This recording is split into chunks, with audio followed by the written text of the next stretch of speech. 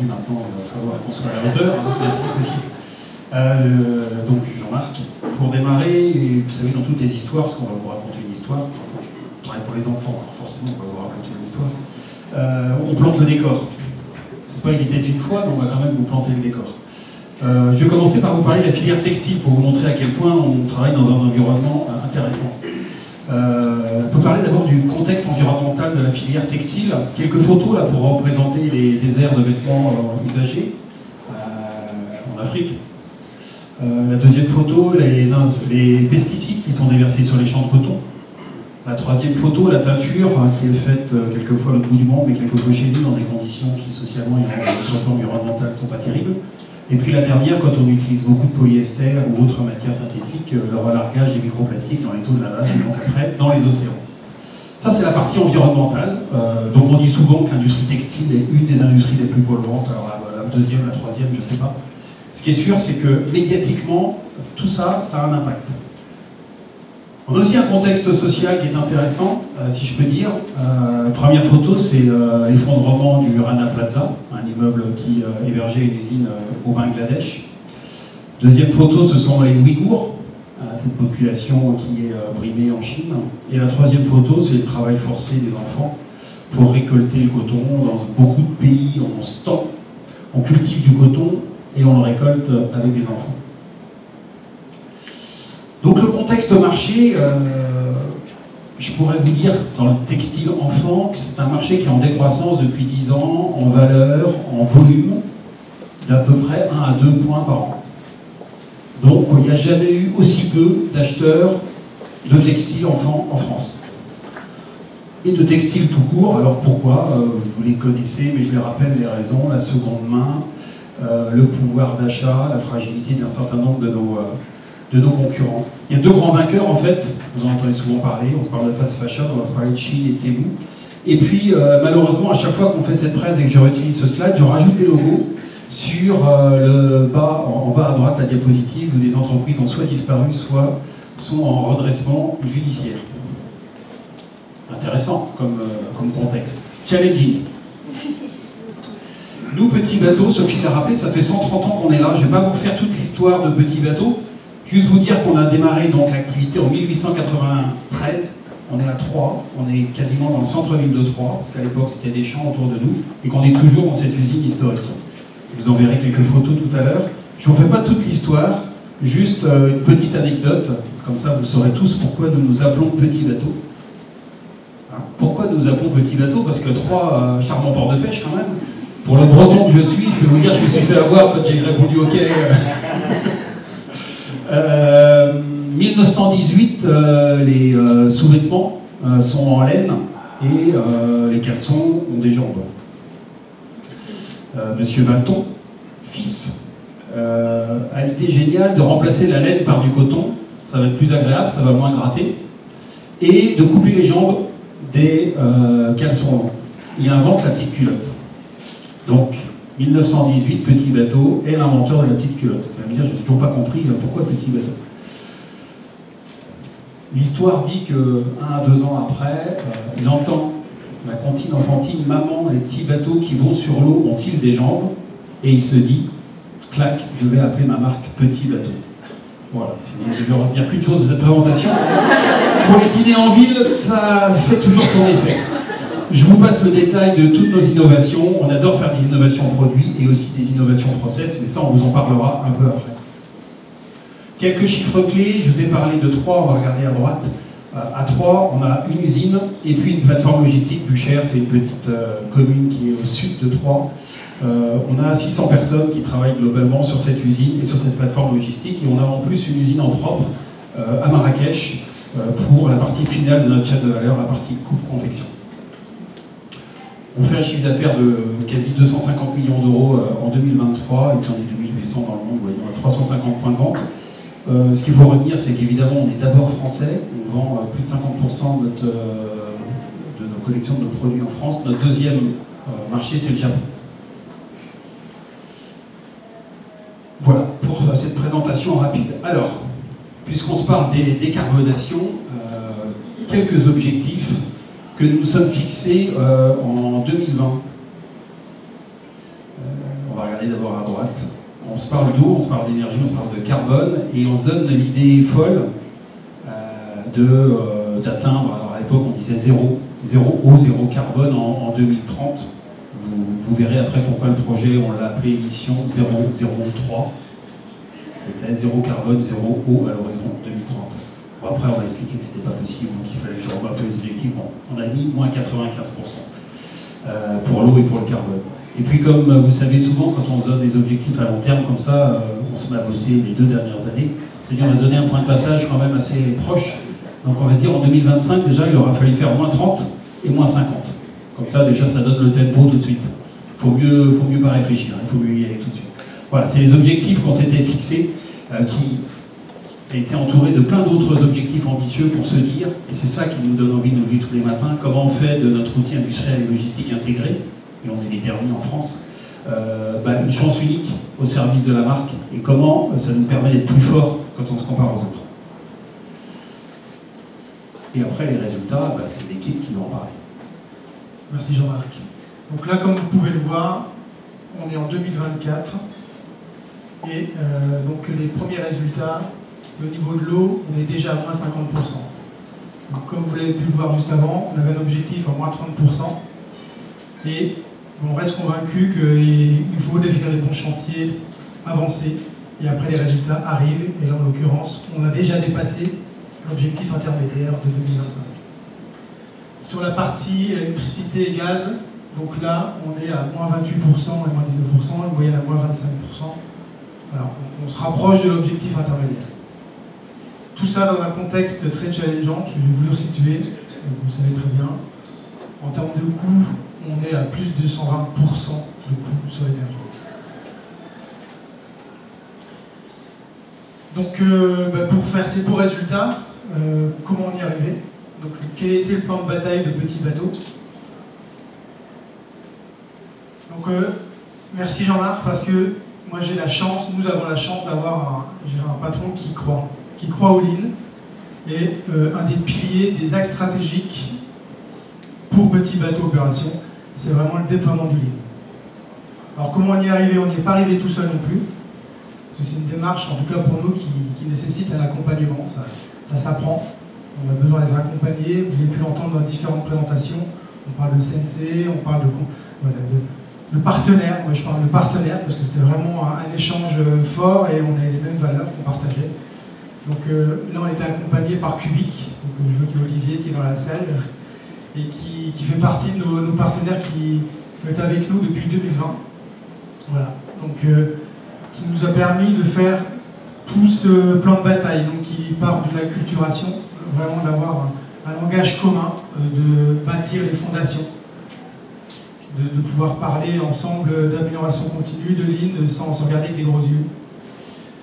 Et puis derrière ça, il y a des outils et la mise en œuvre, donc tout ce que j'appelle l'amélioration continue, avec le déploiement des 5 axes de Lean Manager. Donc c'est une des méthodes qu'on a prises, que nous a apprises Cubic, qui correspond à notre déploiement.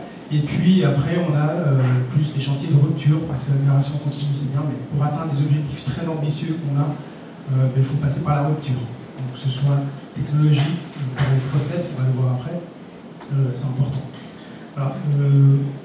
Juste pour donner un ordre d'idée, on avance, donc ça fait 4 ans maintenant, c'est long. J'entendais des fois dans les présentations 1 an et demi, c'est long, oui, mais nous, c'est encore plus long. Alors, je pense que les différentes entreprises, les périmètres, la culture dans le textile, en tout cas moi, ça fait 2 ans que j'y suis, je découvre en même temps. Et effectivement, la culture de la performance, c'est un gros mot au départ. Ça remet en question, ça fait peur aux gens. Donc il faut vraiment les accompagner, prendre le temps de les accompagner. Donc toute la dimension humaine est très très importante. Donc pour pouvoir déployer et puis savoir où on va, comme vous pouvez ou comme vous avez pu l'apprendre certainement ou pas, on commence par cartographier. Donc là vous pouvez voir nos superbes étapes de processus. Donc on parle du fil, hein, on ne le sait pas toujours, mais sur le site de Troyes, donc on parle du fil. Et on fait vraiment le tricotage. Après, on a toutes les étapes de teinture, ainsi de suite. Donc là, vous pouvez voir tout le flux.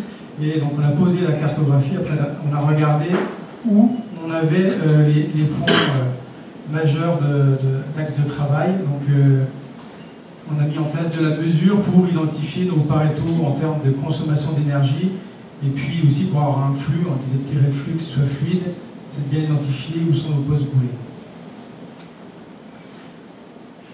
Pour la mesure, donc ça passe quand même par 180 points de mesure. Alors on a peut-être été, je ne suis pas dans l'exagération là, mais ça nous a paru important vraiment de pouvoir cartographier finement la mesure au niveau de l'eau, de l'électricité, du gaz.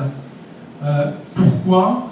On le voit, alors je ne vais pas tout raconter non plus, parce que les histoires sont longues, mais les fausses amies ou les fausses intuitions, je dirais, sont très courants. Et on a eu quelques grosses surprises une fois qu'on a mis en place la mesure sur le terrain. Et pour pouvoir accompagner cette mesure mise en place, il faut une instance pour pouvoir bien le piloter. En tout cas, nous, on l'a construit comme ça, avec un comité de pilotage qui drive vraiment tout ce déploiement et le suivi des projets. Donc les grands discours, c'est bien, mais là je vais être plus concret. Donc je vous propose de découvrir deux expériences pour illustrer, et après dans le jeu de questions-réponses, je pense que ça va être plus intéressant de pouvoir répondre à vos besoins. Donc l'impression numérique, je ne sais pas si vous l'avez mémorisé, mais dans le flux, c'est notre boss boulet pour une famille de produits. Donc c'est vraiment notre outil stratégique, et en plus, à plein de raisons, c'est vraiment un outil qu'on a besoin de mettre sous cloche, sous surveillance. Donc, dans le déploiement, ce qui a été réalisé par les équipes et par le terrain, c'était déjà en premier lieu la mise en place de points quotidiens pour parler performance. C'est important ce mot, et j'y reviens, parce que les points quotidiens pouvaient peut-être exister, mais l'orientation n'était pas la même, et on ne parlait pas forcément performance. On regardait le nombre de tonnes. On a une unité à 3, c'est la tonne. Et c'est un bel indicateur pastèque pour ceux à qui ça parle. Voilà, j'ai fait mes tonnes, super. Donc il a fallu casser cette culture et parler vraiment performance et aller dans le détail. Donc là, ça passait par la mise en place du TRG, suivi surtout avec les causes d'arrêt pour pouvoir identifier les paretos, des pertes, pour faire la chasse au gaspillage et vraiment faire monter la performance. Donc là, c'est une belle illustration. On a augmenté de 14 points en 2 ans à peine. La performance du TRG sur l'impression numérique, avec différentes choses. Ça passe par les petites astuces du quotidien, à régler un petit standard qui nous a fait perdre 5 minutes ou 10 minutes la veille, jusqu'à des chantiers donc plus conséquents. Par exemple, un Kaizen, voilà, suite à l'analyse du Pareto, top 2, on regarde sur le temps de changement, de nettoyage des brosses, pardon. On s'aperçoit qu'on perd 2 heures. Réfléchit. Donc là, c'est toute la partie aussi collective, c'est de pouvoir travailler avec la maintenance, avec les différents services. Et donc ça a permis de gagner, donc de passer de 120 minutes à 15 minutes après réflexion et mise en place d'un système de nettoyage en temps masqué, c'est-à-dire en parallèle. Donc on a mis un deuxième jeu de brosse. Voilà, ça paraît un petit peu classique peut-être dans l'automobile, mais voilà, dans le textile ça ne l'était pas. C'est une vraie révolution, et au passage, sur la photo, là vous pouvez voir, c'est l'opérateur qui est vraiment au niveau des brosses et qui faisait le nettoyage des brosses pendant presque 2 heures, cassé en 2. Donc voilà, c'est vraiment des sujets qui ont parlé, qui ont apporté en plus du bien-être au niveau des collaborateurs. Et au passage, c'est presque 2 heures de fonctionnement d'un four qui est juste derrière, qui est sauvé aussi et qui permet de gagner de l'énergie. Donc voilà, ça c'est pour illustrer un premier point.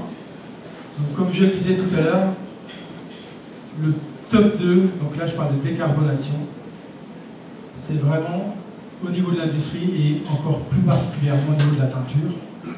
Et c'est toute la mesure qui était mise en place qui a permis de voir différents projets, en l'occurrence le projet Harlequin, dont on va parler.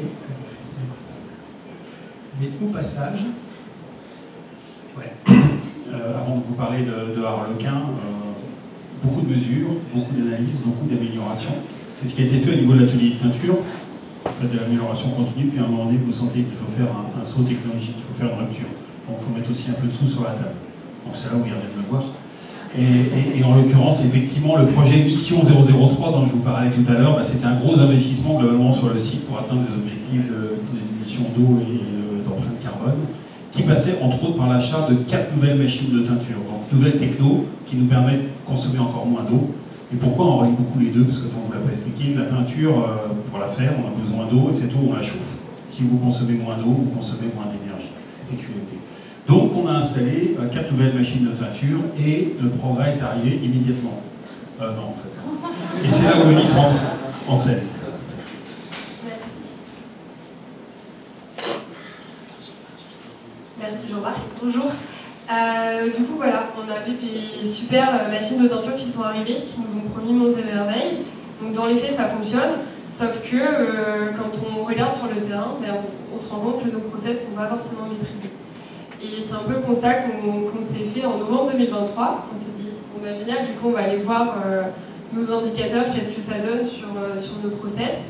Et c'est là où on s'est dit, bon bah en fait apparemment on a 10% de retouche. C'est-à-dire qu'à la teinture, vous prenez du tricot qui est écru, donc à peu près cette couleur-là, vous allez passer dans les machines avec des recettes de teinture, avec des process, ça va sortir de la machine, bleu, rouge, vert, enfin peu importe la couleur de la recette que vous avez fait. Et du coup, en fin de teinture, on va comparer le coloris avec un coloris type. Si on n'est pas à la teinture, on va devoir refaire une retouche pour arriver au coloris type. Si on est un peu trop foncé, potentiellement on fait des sabotages pour atténuer le tout. Et donc on se rend compte, en novembre 2023, on a 10% de retouche. Donc qui dit retouche, dit des surconsommations, parce qu'on refait on retourne dans le flux de teinture. J'ai un petit exemple ici. Le smoking, c'est notre coloris phare petit bateau, c'est celui que je porte ici, c'est le bleu marine, c'est notre coloris le plus foncé et du coup le coloris qui prend le plus de temps dans les process. C'est à peu près 10 heures de process pour arriver à un coloris bleu smoking. Donc on a pu observer sur 4 exemples, en moyenne normalement, pour pouvoir faire ce coloris, c'est 39 litres d'eau par kilo de matière. Et on se rend compte qu'on a eu des retouches sur 4 OF, et avec les retouches, on surconsomme de plus 80% par rapport à notre process type. Pareil pour l'énergie, on surconsomme à plus 61%. J'insiste, vous prenez des photos, c'est vraiment un exemple sur ce coloris-là. C'est pas un exemple qui est généralisé à toutes les teintures, c'est vraiment sur le coloris smoking, c'est ce qu'on a pu observer, sur 4 OF. Du coup, on se rend compte qu'on a de quoi travailler sur ce sujet. Et en parallèle, du coup, moi je me promène un peu dans l'atelier et je demande comment est calculé ces 10% de retouche. Personne ne sait me répondre. Tout le monde me dit oui, c'est 10%. Ok, mais comment c'est calculé? Ah bah tu sais, c'est dans ce fichier, voilà, c'est ça. Ok, mais du coup on parle de quoi? Personne ne sait me dire d'où sortent ces 10% de retouche. Cependant, on sait qu'on a des retouches, on les voit passer. Mais se donner un taux, etc., personne n'a les mêmes chiffres, et c'est assez compliqué. Et du coup, je continue de me balader. Je vais voir les teinturiers, je leur demande pourquoi vous avez des retouches. Ils me disent c'est le labo, ils ne savent pas faire des recettes. Ok, donc je vais voir le labo, et le labo me dit c'est les teinturiers, ils ne savent pas teindre. Ouais, ok, ça va être compliqué. Super compliqué. Et quand on essaie de les réunir les deux, tous les parties, ça surfe dessus. Donc on est dans un atelier qui est tout à fait sous tension et totalement en rupture, on n'a plus du tout de communication. Donc là où je veux en venir, c'est que les enjeux sont déjà humains, parce qu'on n'a plus de communication. On a des personnes qui viennent travailler, mais qui ne sont pas très contentes de venir parce qu'ils savent qu'ils ne vont pas forcément passer une bonne journée, qu'il n'y a pas de communication. Je disais, entre les équipes développement et les équipes production, ça ne communique plus, mais aussi entre équipes production, parce qu'on a un atelier qui travaille en 3-8. Donc assez souvent j'entends oui c'est l'équipe du matin, j'ai pas mon matériel, c'est de leur faute, c'est eux qui ont fait la pesée du colorant, donc c'est de leur faute, etc. Donc on a beaucoup d'accusations dans tous les sens, pas beaucoup de communication par contre, mais on sait qu'on a des enjeux, du coup environnementaux forcément, parce que si on consomme moins d'eau, moins d'énergie, moins de produits auxiliaires de teinture, moins de colorants, parce qu'on sait que c'est des pertes au quotidien, et c'est aussi des enjeux économiques, parce que qui va avec ces surconsommations, forcément c'est un enjeu économique derrière pour nous. Donc voilà le contexte, assez sympathique. Et le premier point, donc, on s'est dit en novembre 2023, c'est chouette, mais déjà on a des personnes qui ne communiquent plus, et en plus de ça, si on va sur le terrain et qu'on leur parle de projet, de ligne et de n'importe quelle notion un petit peu loin du terrain, ils partent en courant. Ça les effraie beaucoup. Donc on n'a pas forcément des personnes qui sont sensibilisées à tout ça. Et donc il faut qu'on adapte notre discours, il faut qu'on adapte nos mots et il faut qu'on adapte les ateliers qu'on fait avec eux. Au début, on a voulu faire une cartographie. On avait fait d'autres cartographies au préalable dans d'autres ateliers. Et on avait réuni donc toutes les équipes en salle. On sait qu'il fallait partir sur cette méthode-là. C'est des personnes de terrain. Donc en fait, on a décidé d'aller sur le terrain avec eux. On a mis un tableau blanc en plein milieu de la teinture. Donc le tableau blanc est un peu bleu, un peu rouge, à force de se prendre des colorants dessus. Mais au moins, ça nous permet d'être au cœur de la teinture, directement avec les interlocuteurs. Et donc, ça nous permet aussi d'être au quotidien avec eux. Moi, du coup, dans mon parcours d'intégration, quand j'ai commencé ce projet-là, j'ai passé une semaine complète avec les équipes. Donc, je les connais très bien, tous un par un. Et c'est aussi ça, je pense, qui a permis de bien réussir ce projet, c'est le fait que je les connaisse, qu'ils me connaissent. Et du coup, on a un vrai... on communique bien entre nous, en tout cas. Et donc, à force de communiquer avec eux, moi, je me rends compte qu'ils ont des vraies problématiques, des vrais irritants. Et ils me disent, bah oui, on a fait des irritants, on les a remontés, nos irritants, on les a remontés, on les a remontés. Ouais, et aucun n'a été traité. Ah, donc en effet, ils n'ont pas beaucoup confiance en nous en plus. Et du coup, on se dit, bon, ok, donc quels sont vos irritants? Nos irritants, c'est mon matériel ne fonctionne pas, on a des pH mètres, pour ceux qui connaissent, les pH mètres ne sont pas fiables, on en a 3 dans l'usine, les 3 donnent une donnée différente. Pareil pour nos balances. Ils utilisent les seaux pour les peser des bourreaux, c'est pareil, enfin, ils n'ont pas forcément les matériels, on a des tuyaux qui traînent dans l'usine, donc c'est un peu compliqué, et à chaque fois c'est de la faute de l'équipe d'avant, etc., etc. Donc on s'est dit, on va faire un 5S, mais un petit peu caché, on va pas leur dire, voilà, on fait un 5S, on a simplement fait des ateliers en fait, au fur et à mesure avec eux, c'était assez complexe parce qu'en fait on travaille en 3-8, on peut pas se dire on bloque la prod et on fait un 5S, on peut pas travailler comme ça. Déjà parce que bloquer la prod, je suis pas sûre que Jean-Marc soit trop d'accord. Mais voilà, donc ça c'était des contraintes déjà, mais à travers le 5S, déjà on leur a racheté du matériel, on a tout remis du coup sur la table, tous leurs besoins, et en fait on a déjà réglé pas mal de problèmes. Déjà entre les équipes, parce que du coup ça a recommuniqué, et une des phrases qu'on entend assez régulièrement en ce moment c'est « Ah bah oui, ça va mieux, c'est mieux ». Ils viennent au travail, ils savent qu'ils ont leur matériel sur place directement, et ils savent qu'ils peuvent commencer à travailler, et ils n'ont plus ces contraintes d'aller chercher un seau à l'autre bout de l'usine, ou à chaque fois de rallier sur le collègue d'avant. Alors du coup, si je reprends le projet Harlequin, donc déjà pourquoi ça s'appelle Harlequin? C'est un choix des tenturiers. On a mis des post-it sur notre tableau blanc, ils ont voté, donc la nuit, ceux qui travaillaient la nuit, etc. Mais c'était vraiment notre volonté donc, de les intégrer au projet dès le début, et qu'ils puissent s'approprier en fait aussi ce projet-là. Donc en décembre 2023, comme je vous disais, chouette, c'est super, on a 10% de retouches, mais on n'a pas de données. Donc je me suis dit, on va peut-être devoir quand même creuser un petit peu et comprendre d'où viennent les retouches au sein de Petit Bateau. Donc on a lancé un point 15 quotidien, et on s'est dit, on va pas faire le ring de boxe, mais on va quand même essayer de ramener la responsable du labo, le responsable teinture, son responsable, un chargé de qualité, et donc on a rassemblé toutes ces personnes-là tous les jours au plein milieu de la teinture pour analyser donc toutes les OF qui sont passées en teinture la veille et analyser du coup toutes les retouches qui ont pu avoir lieu. À travers ce point 15, on a mis en place des fiches de collecte, donc que vous voyez ici, elles sont un peu petites, mais peu importe. À travers ces fiches de collecte, en fait, tous les jours, on va analyser donc, les retouches, et on va se dire, ok, est-ce que c'est la première fois qu'on fait ce process-là? Est-ce qu'on a changé de machine? Est-ce qu'on a changé de fournisseur de produits auxiliaires de teinture? Est-ce que ceci? Est-ce que c'est là? C'est toute une checklist pour nous, essayer de comprendre d'où viennent les retouches et pourquoi on a des retouches dans l'atelier. Et donc, moi aussi, je peux vous raconter des petites histoires, parce qu'on a pas mal de petits exemples qui ont été faits. En janvier 2024, on a 13 OF qui sont retouchés, et on a tout le temps les mêmes problématiques. On se dit, c'est quand même bizarre, parce que c'est des process qu'on maîtrise, c'est un bleu qu'on a l'habitude de faire, un vert qu'on a l'habitude de faire, et là, à chaque fois, on a les mêmes problématiques. Tous nos coloris sortent trop clairs.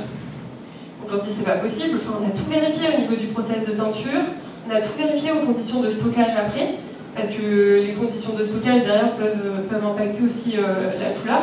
On a été même jusqu'à regarder le planning de la Lune, parce que soi-disant la Lune peut éclaircir les tricots. Pour vous dire jusqu'où on a été. Et donc on se dit, bon, du coup, c'est pas le procédé de teinture qui est mis en cause, c'est ce qui est fait avant. Et donc là, on s'est dit, on va regarder le tricot, les fils, et là, oh, surprise, on a changé de filateur. Ah, mais pourquoi on n'était pas au courant de ça? Enfin, un truc si facile, pourquoi on n'était pas au courant qu'on change de filateur? Et donc on s'est rendu compte qu'on n'avait pas de communication sur les changements de filateur. Un filateur, c'est les fournisseurs de fils.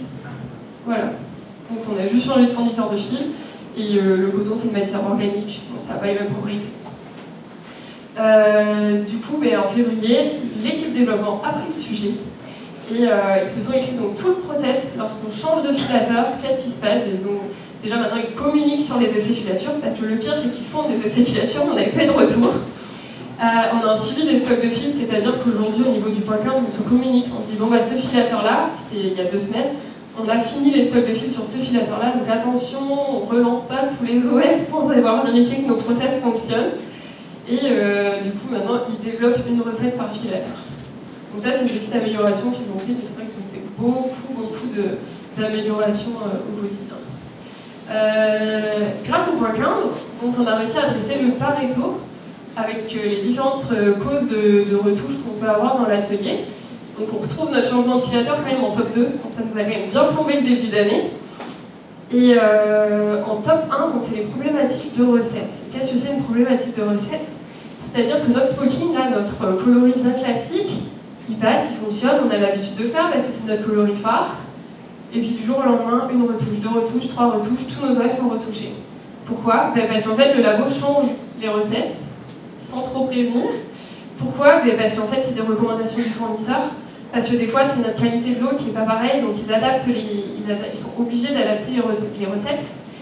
Donc c'est des choses qu'ils sont obligés de faire en soi, mais c'est vrai qu'on n'est pas forcément prévenu. Et donc, on s'est dit, maintenant, dès lors qu'on a une problématique de recettes, on va le traquer de A à Z. C'est-à-dire qu'on va mettre en place des fiches. On a trouvé une fiche qui nous paraissait bien sympa, on a été visiter l'usine école de Cubic, et on est tombé sur ce format-là, c'est des fiches d'action immédiates. Et donc dès lors où nous, maintenant, aujourd'hui, on a une retouche topée problématique de recettes, on ouvre une fiche d'action immédiate et donc on le traque avec un plan d'action et avec des standards à mettre en place, etc. etc. Donc sur ça, on avait l'exemple du smoking encore. C'était en avril 2024. On voit qu'on a des retouches donc, qui arrivent du jour au lendemain. Et en fait, on regarde, c'est les concentrations de sel qui ont été baissées. Tout à fait baissées, on avait beaucoup moins de sel dans les recettes. Le sel, c'est primordial pour la teinture parce que ça vient fixer le colorant en fait, sur la fibre. Et du coup, on se rend compte que tous nos lots sont retouchés de smoking. Et donc, suite à ça, on a fait une fiche essai. On s'est dit, ok, donc c'est un problème de communication sur les essais, le développement qui est fait lors de la production. Et donc, la responsable du labo nous a dit, oui, mais moi j'avais communiqué. C'était écrit sur la fiche de recette, c'était fluoté en jaune. Ok, on a été voir. En effet, c'était fluoté en jaune, mais les teinturiers ne le voient pas. Parce qu'ils sont dans l'atelier, ils sont sur plusieurs machines, donc ils ne le voient pas. On s'est dit, ok, on va mettre quelque chose de beaucoup plus visuel. Et donc, à travers toute cette fiche d'action immédiate, donc ça, c'est super chouette, parce que ça permet en fait aux équipes de prendre le lead sur les actions à mettre en place. C'est eux qui décident des standards, ils sont tout à fait autonomes, en fait, il faut remplir la feuille avec eux. Mais c'est vrai qu'après, même avec des personnes qui ne sont pas sensibles au lead, c'est assez facile à mettre en place. Et du coup, grâce à ça, ils ont décidé de s'agrafer en fait sur les feuilles de recettes. Ils s'agrafent, attention, fiche essai, en parallèle, le labo mène des tests, donc couper la prod si besoin, appeler la responsable du labo ou peu importe, ça dépend de leurs besoins. Donc tout ça pour vous dire, c'est qu'on a fait plein de petites améliorations, là je vous en ai cité 2, mais c'est vrai qu'au quotidien, on en traite un peu tous les jours. Et c'est les équipes qui prennent de plus en plus le lead. Déjà, là, je suis très contente parce que je suis ici, donc je peux pas être avec les équipes pour faire le point 15, mais je sais que ça tourne parce que j'ai eu des résultats ce matin de retouche, donc c'est pas forcément positif, mais je sais qu'ils ont fait leur point 15. Et je sais qu'ils ont aussi ouvert une fiche d'action IA, donc c'est plutôt chouette. Le ressenti général est très très positif. On a des équipes qui viennent et on entend clairement, on ressent du mieux, ça va mieux entre les équipes. Donc déjà, entre les équipes. Et ça, c'est un teinturier qui m'a dit ça. C'est la première fois que l'on voit les gens communiquer entre eux. Ah oui, c'est quand même pas mal pour des personnes qui travaillent ensemble. Si je parle plus côté chiffres, donc ça, c'est tous nos taux de retouche à la semaine. Et bien, on voit quand même que la courbe de tendance est bien à la baisse.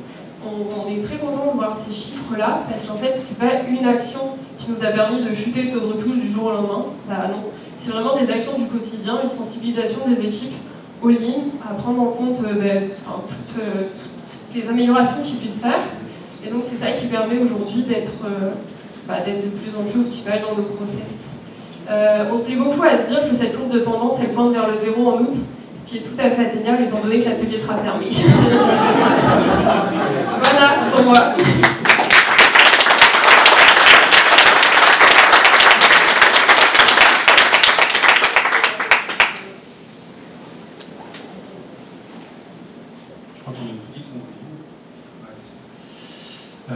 Quelques mots en conclusion. Vous avez vu 130 ans d'histoire, être toujours implanté en France pour une partie de notre production.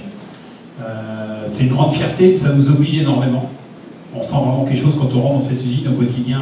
Alors on ne se prend pas toujours entre services, mais en tout cas on a tous des équipes qui sont hyper engagées et hyper fiers de leur marque. Tout le challenge finalement de ces dernières années, et c'est un long chemin, et comme dirait l'autre, la pente est raide et la route est longue. C'est un changement de culture. On est une grosse PME, tradition orale, des gens adorables, super engagés, mais un peu brouillons, un peu pompiers tous les jours. On sauve la boîte tous les jours, voire plusieurs fois par jour. Bon, c'est bien d'avoir toujours cet engagement. Si on y met un peu de méthode, c'est encore mieux, c'est encore plus efficient. Et Dieu sait, vous avez vu le contexte, s'il faut mieux pas rester les deux mains dans les poches pour aujourd'hui survivre.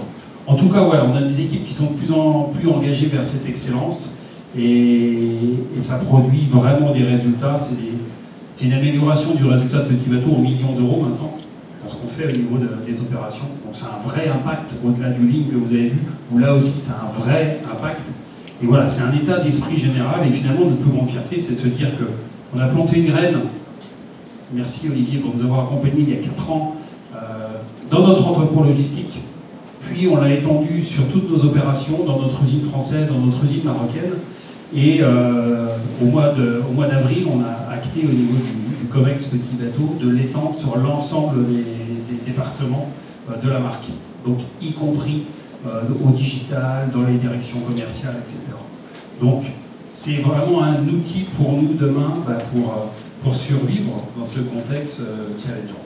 En tout cas, une grande fierté des équipes qui sont engagées au quotidien, et en particulier mes deux complices aujourd'hui, Raphaël et Alice, que vous pouvez encore applaudir. Salut.